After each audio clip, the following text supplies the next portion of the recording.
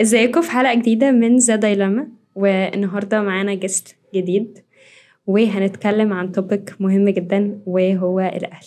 ازيك يا روان؟ عاملة الحمد لله. ايه؟ ازيك ايه يا رحمة؟ الأخبار؟ انتي عاملة ايه؟ الحمد لله. أنا الحمد لله كويسة. الفترة دي بقى الانعزالية بتاعت جنزي ايه أخبارها؟ صعبة. الموضوع بقى يعني بحس ان احنا قاعدين في روم ما بنطلعش منها. يعني الموضوع بقى جيمز على الموبايل وانتي قاعدة على السرير في الأوضة بتتفرجي على حتى المسلسلات. يعني حتى المسلسلات كنا ممكن نقعد نتفرج عليها على التي في عادي، لا بقينا نتفرج عليها على الموبايل في المنصات الجديدة اللي بقيت موجودة. بالظبط. كل حاجة. أيوة، كل واحد لوحده، يعني تحسي إن العائلة كلها تفرقت يعني. حرفيا حتى واحنا قاعدين بناكل، يعني واحنا قاعدين بناكل بيبقى كل هي واحد غالبا ماسك هو الموبايل. الفترة دي ما بقاش في ناس بتاكل مع أهلها بالظبط. أصلا. يعني رمضان، طعم رمضان بقيت حاسه ان هو حتى مختلف، لانه حتى رمضان بقينا نقضيه في رمضان نايتس والحاجات دي مش مع حتى اهالينا احنا. يعني افتقدنا حاجات كتير. حلو التكنولوجي، بس حاسه ان احنا افتقدنا اللمه. بتحسي ان الصحاب بقوا priority او اعلى من الاهل عند ناس كتير شويه يعني. دي حقيقة. بالظبط. يعني كله بقى دلوقتي بينعزل اكتر عن اهله، بقى حاسس ان الاهل دول مش مهمين قوي، او احنا عندنا صحابنا او عندنا هانج اوتس او خروجات مع صحابنا بعيدا عن الاهل. يعني هو مش مهمين، احنا بقينا حاسين ان هما مش فاهمين دماغنا اكتر. يعني هما مش فاهمين احنا بنفكر ازاي، او بقينا حاسين انه الجاب اللي حصل ما بين الزمن بتاعهم واحنا فجأة حصل زي نقلة، انه بقينا احنا حتى نوع الميوزك مش بنتفق فيه، فبقينا حاسين احنا مش متفقين معاهم في كذا حاجة، في التفكير، في نوع الميوزك، في كل حاجة. فبقينا حاسين ده، فيمكن ده اللي خلى شوية يحصل زي ما بنقول كده انه نبقى متباعدين شوية عن بعض. يعني مش قريبين، فاهمة؟ بالظبط. بقينا حاسين انه لا انتوا اللي دقة قديمة او اولد سكول، فاهمة؟ بالظبط. ايوه. طب انتي شايفة ان هل مثلا ده العيب عليهم هم ولا العيب علينا احنا ولا احنا الاتنين يعني؟ بصي، هو مش العيب على مين على قد ما هو الجاب ده احنا بقينا غصب عنا. دي الفترة بتاعتنا، فاحنا عايزين نتأقلم فيها على كل حاجة. يعني عايزين نعيش الطعم بتاعها زي ما هم عاشوا في سنهم، الميموريز بتاعتهم، الذكريات بتاعتهم وقتها. برضو هم كانوا بيشوفوا الأغاني بتاعت أبهاتهم أو أيوة. أو تفكير أبهاتهم أقدم منهم. احنا هكذا احنا، بس كل اللي انا حاساه انه احنا ممكن نوصل للميد بوينت، نفهم بعض اكتر. فاهمك. الاهالي يقربوا من ولادهم، يسمعوهم. فكرة الليسننج دي، انه انت تسمع ابنك او بنتك بيقول لك ايه. حتى لو الميوزك بتاعتها مثلا، يعني لو هنمسك في طبق الميوزك شوية، مش عاجباك اسمعها، لان انت برضو وقت ما انت كنت عايش في سنك كان اكيد اهلك بقى كنت برضو شايف اهلك شايف بالظبط.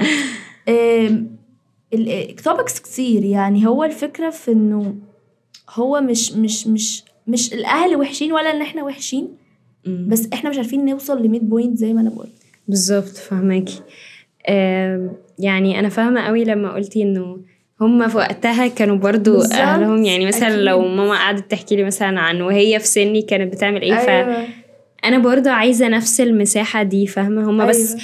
كبروا فحسوا انه يعني لا، هو احنا برضو محتاجين نعيش الحاجة دي.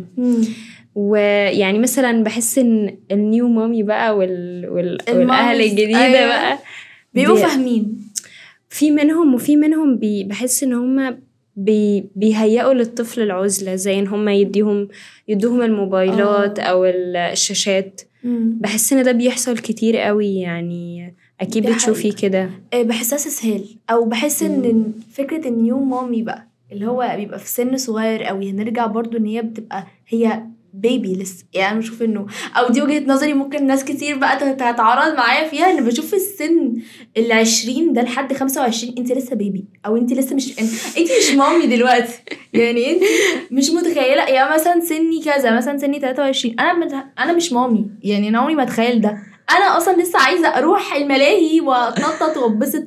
فوانس ان انا خلفت، انت المسؤولية دي مش قادرين، او احنا بنشوف امهاتنا ابطال ليه، او انا بشوف دايما بشوف ان امهاتنا بجد ابطال، لان هم كانوا بيقعدوا يلعبوا معانا، هم شايلين المسؤولية ويشيلونا ويقعدوا يستحملوا الزن. احنا ما نقدرش نستحمل الزن واحنا بنستسهل، فخدي يا حبيبي موبايل. بس الجيل بتاعنا احنا كنا مثلا، يعني انا مثلا لو فاكره ما كان عندي موبايل انا كان عمري كبير، يعني ما كان معايا موبايل لوحدي. فانا اول ما جالي موبايل ده اللي هو يا نهار ابيض، هو عارفه بلاك بيري ده اللي هو بزراير ده، هو يا نهار ابيض ده، فاهمه انت كده عظيم. الفكره كمان في حاجه، انه انا هعذر المامز شويه في حته ايه، انه ده للاسف الاطفال او الجيل اللي دلوقتي المولود، يعني انا اختي الصغيره اصغر حد، هما جيلهم في تكنولوجي اكتر مننا. يعني احنا اتولدنا كان في تكنولوجي وكل حاجه، بس زي ما انت بتقولي، انت قلتي حاجه حلوه، انت مسكتي الموبايل واحنا كبار.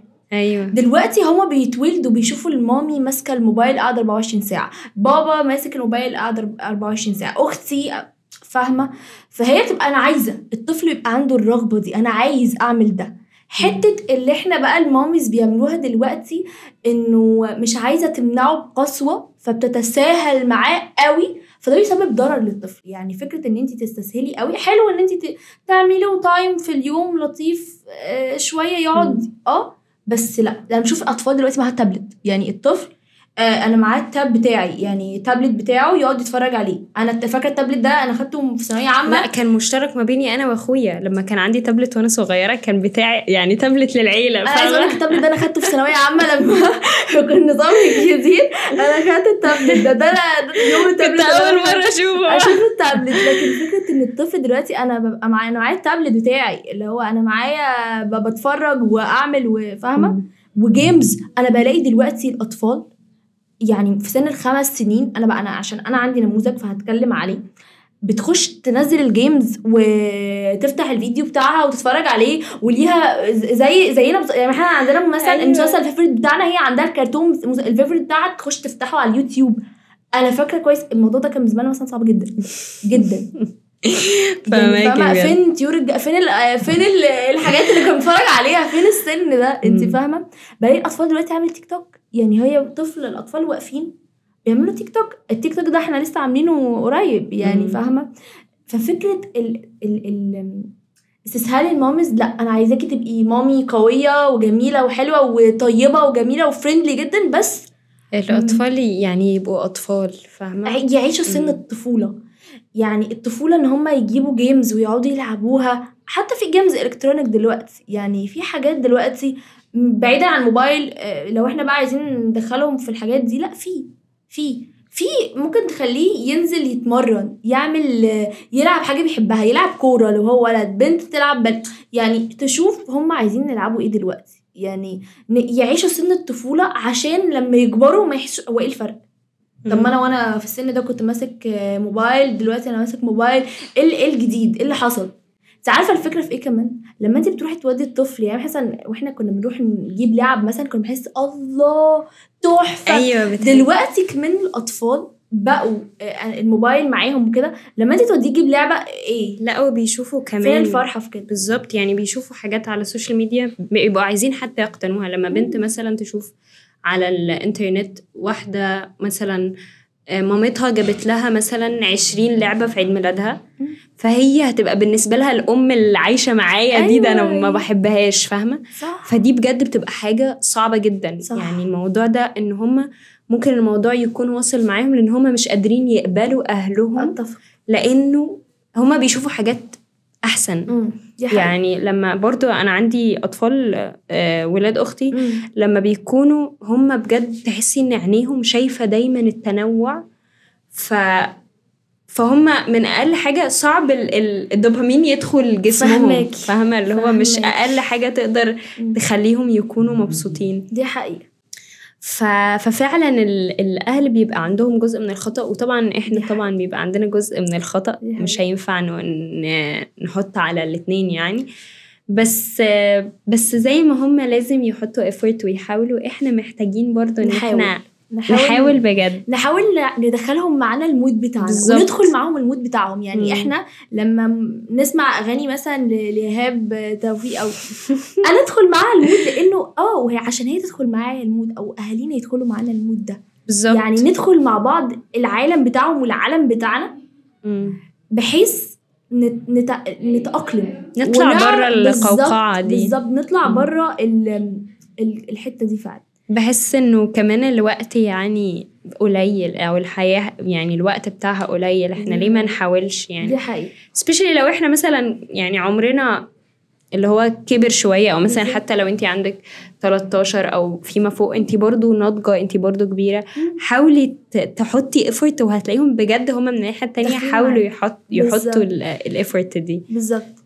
بمناسبة احنا بنتكلم على الاهل في حاجة برضو بتضايقني قوي فيه في الحتة دي حتة المقارنات او كلام الناس يعني مثلا اكتر حاجة كانت بمناسبة حاسة يعني في دلوقتي طلبة ربنا معاهم في ثانوية عامة وكده حتة اللي هو ايه ابن خالتك جاب 99.6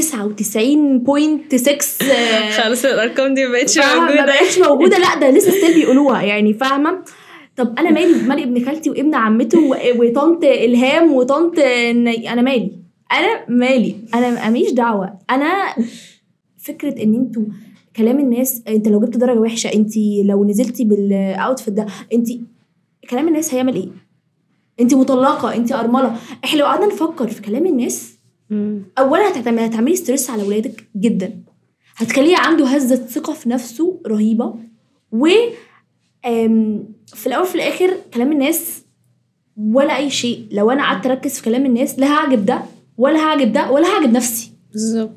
انا بعمل ده عشان انا عايز اعمل ده عشان انا مبسوطه ان انا اعمل ده انا فرحانه انا عايز اعمل ده علشان ده بيسعدني مش عشان بيسعد الناس يعني بالزبط. انا مش هسمع الميوزك دي عشان تسعد الناس انا مش هجيب الدرجه دي عشان اسعد الناس انا هجيب الدرجه دي عشان انا عايزه اجيب الدرجه دي عشان انا عندي حلم معين عايزه احققه. ففكره انه انتوا كأهالي بنضغط الطفل أو الولد أو البنت في سن أيا كان السن بتاعهم بحتة المقارنات بحتة كلام الناس بجد ده بيهز ثقتهم في نفسهم جدا بيخليهم كمان مهما عملوا بعد كده هيبقوا ماشيين بنفس المايند سيت دي خلاص هم هيعملوها في نفس ومش حاسة ان هم مش هيرضوا ومش عمرهم ما يحسوا برضا نفسي انت فاهمة يعني عمرهم ما يحسوا ان هم مرضيين كنفس لا مستحيلة فهماكي. كانت في بنت كانت منزله فيديو ان هو بتبقى جايبه كذا كوبايه كده وبتقعد تقول لو كوبايه مثلا مش نظيفه او فيها ميه مثلا متعكره او كده وبتقعد تنقل مثلا دي المعتقدات اللي مامتها او جدتها اديتها لمامتها وبعدين دي المعتقدات اللي مامتها اديتها ليها وبعدين اخر كوبايه هي بتحط فيها ميه وتكون الميه دي كويسه وبعدين تروح حاطه دي المعتقدات اللي انا هديها لبنتي. فبحس ان احنا حتى ممكن نمتن للحاجات اللي اهلنا مثلا ممكن تكون هم دي عشان هم كده وهم برضو اكيد بيحاولوا فاحنا محتاجين ان احنا المعتقدات بتاعتنا نخليها لنفسنا ونديها لأطفالنا في المستقبل يعني بالظبط. فبجد الفيديو ده كيوت قوي حلوة قوي دي حقيقة بجد انا بحس ان الاهالي محتاجة تراجع واحنا نتأقلم معاهم. ايوه بالظبط يعني هو يعني كأنه ميزان كده بجد صاحبوا ولادكم وانتوا كأولاد صاحبوا اهاليكوا جدا يعني بجد ده هيفرق في الريليشن كأهل قوي وكتحس ان ماما بقت صاحبتك او صاحبتك وهكذا بابا يعني بمناسبة كده مثلا ببركب مع بابايا مثلا العربية ساعات وسمعه باند كاريوكي مثلا او ويجز اللي هو حقيقي قاعد اللي هو اللي انت تسمعيه ده بس هو عايز يتأقلم يعيش معايا